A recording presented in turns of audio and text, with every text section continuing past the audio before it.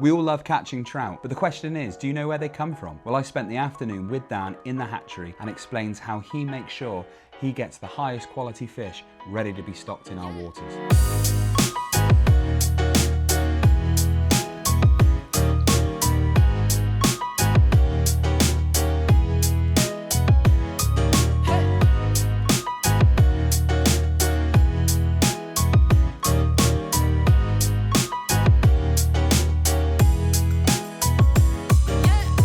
Right, so this is the hatchery. Annually, we produce about 250,000 fish out of this building, all hatched indoors, nice controlled environment. It's a labour of love for a fish farmer, but it's the most rewarding part of the process.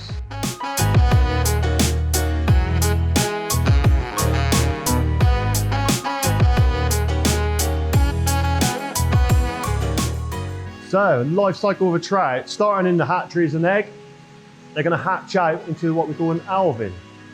The Alvin then becomes a swim up, which inherently then becomes a fry, and then a fingerling. So they're all terminologies for different stages of the life cycle.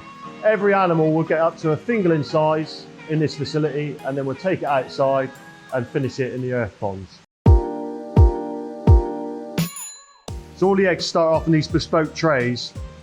And what they're going to do in there is hatch out on top of the tray into the Alvin, and they're going to drop through the bars, and the Alvin sit below, as you can see. So when being poikilothermic, fish farmers work on degree days, okay? Because the warmer the animal is, the faster it's going to develop. So if you said, oh, you know, I've got a fish that's 4 weeks old, it doesn't mean anything to a fish farmer. You want to know how many degree days old it is, because that would dictate its development.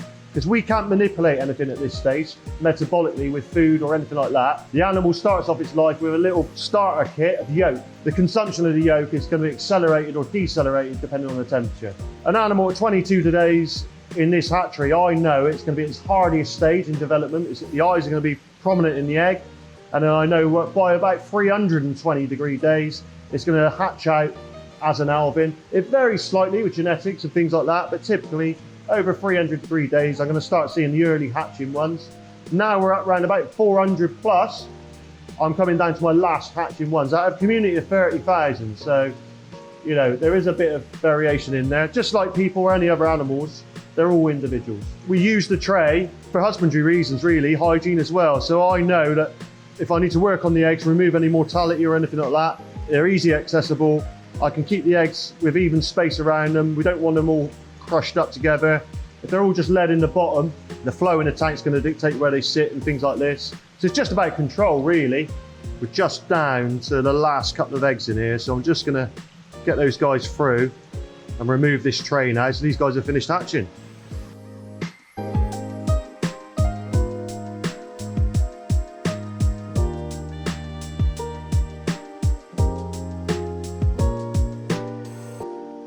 Right, so we're post-hatch now.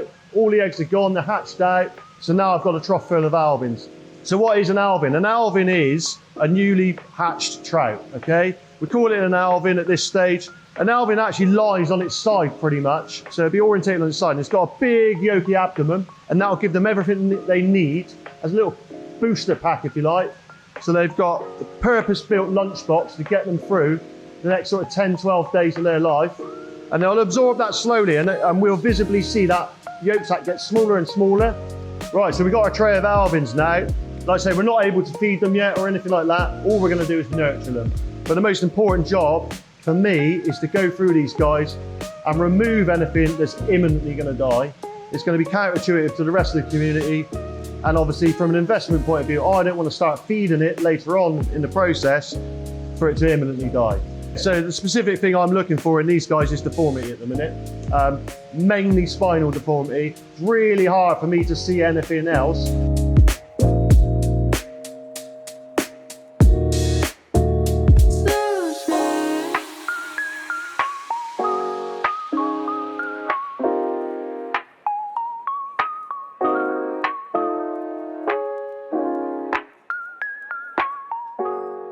Right, so I've got a couple of examples here of what I've been taking out and what I will be taking out. They're typical things that we'll be removing at this stage. All of those are deformed in there. One looks like a cashew nut, one's more like a boomerang, and the other thing looks more akin to a chicken nugget to me. I mean, it is what it is, but it's nature. It's not something that's a product of the farming environment. So I'm going to keep picking away every night for an hour or two over the next sort of 10 days in here, 100-degree days roughly.